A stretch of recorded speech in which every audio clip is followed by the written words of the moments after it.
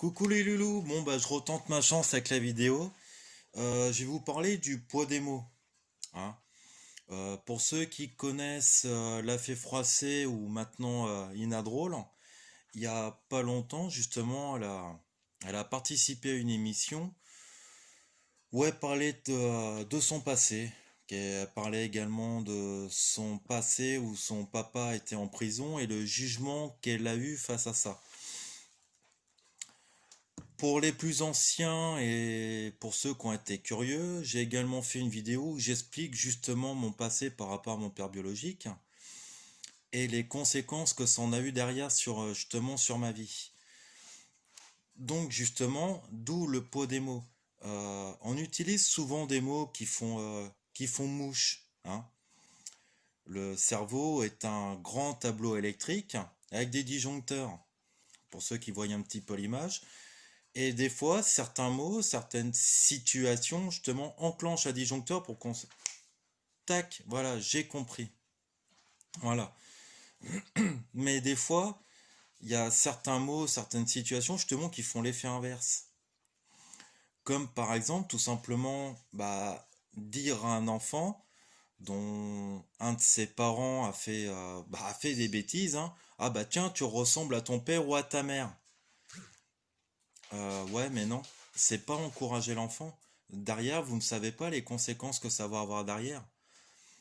Un enfant, pour grandir, il a besoin justement qu'on le booste, qu'on le pousse, mais pousser dans le bon sens.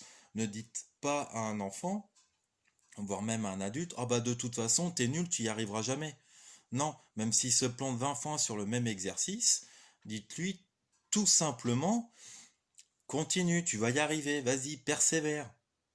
T'en es capable de le faire. Voilà. Mais ça, justement, on s'en rend pas forcément compte quand on agit comme ça. Mais derrière, la personne, justement, ce petit enfant, il va falloir justement qu'il apprenne. Il apprenne. Mais si vous lui dites à chaque fois qu'il fait quelque chose qu'il est nul, qu'il n'y arrivera jamais, c'est moche à dire, mais au bout d'un moment, il va le croire. Il va croire qu'il est nul, qu'il n'arrivera jamais à rien. Et puis, c'est là le problème. Le problème, il est là. Donc, quand vous utilisez des mots justement pour que ça fasse mouche, comme dirait Babouchka, c'est le tact, c'est comme le talc qu'on met sur le cul.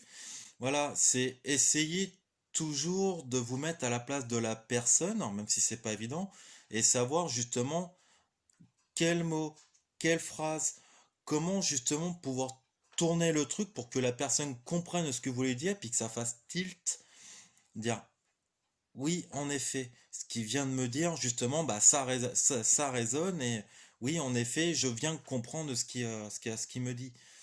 Alors, c'est pas toujours évident. Après, c'est à force justement de côtoyer les personnes qu'on sait plus ou moins comment les prendre, comment dire les choses, ou qu'on a une très grande empathie, justement, ça permet de plus facilement de se mettre à la portée de la personne, à la portée de ses émotions et tout, et derrière justement d'analyser son comportement et se dire tiens, si je dis ça, là ça va agir sur quelque chose.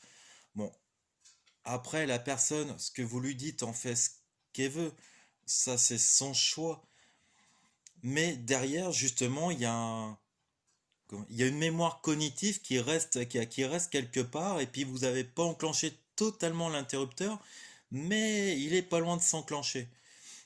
Et un jour, on ne sait pas trop pourquoi, peut-être un mot de plus que vous allez lui dire, ou là une situation que vous lui avez prévenue qui est en train de se passer, là l'interrupteur, clac. Ah oui, en effet, là j'ai compris. Voilà, c'est les mots ont un impact qui sont assez fascinants et assez déroutants sur les gens.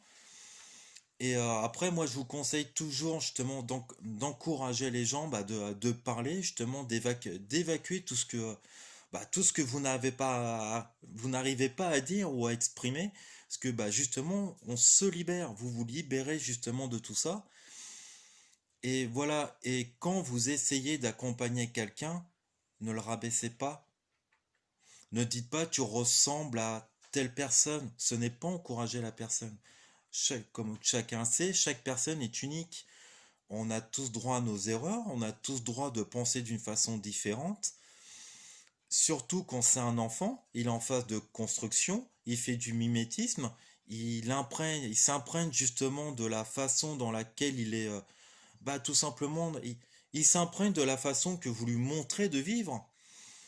Un exemple tout bête, si voilà, vous êtes en couple, vous avez un enfant, si madame se fait insulter par son conjoint, vous étonnez pas, et puis que personne ne dit rien, ne vous étonnez pas si justement un jour, l'enfant, il reproduit ce fait-là, soit avec la maman ou le papa, ou soit avec une de quelqu'un tierce, voilà.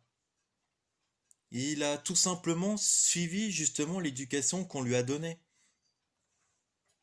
C'est tout simple que ça.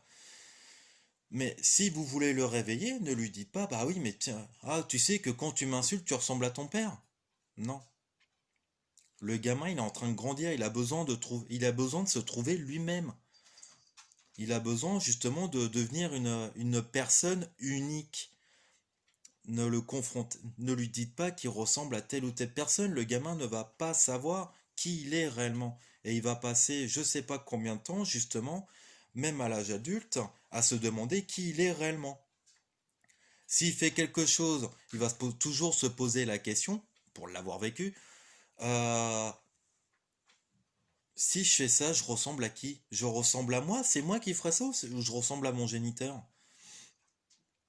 Voilà, c'est assez compliqué justement, mais essayez surtout quand vous utilisez des mots percutants, essayez toujours de vous mettre à la portée de la personne que vous avez en face.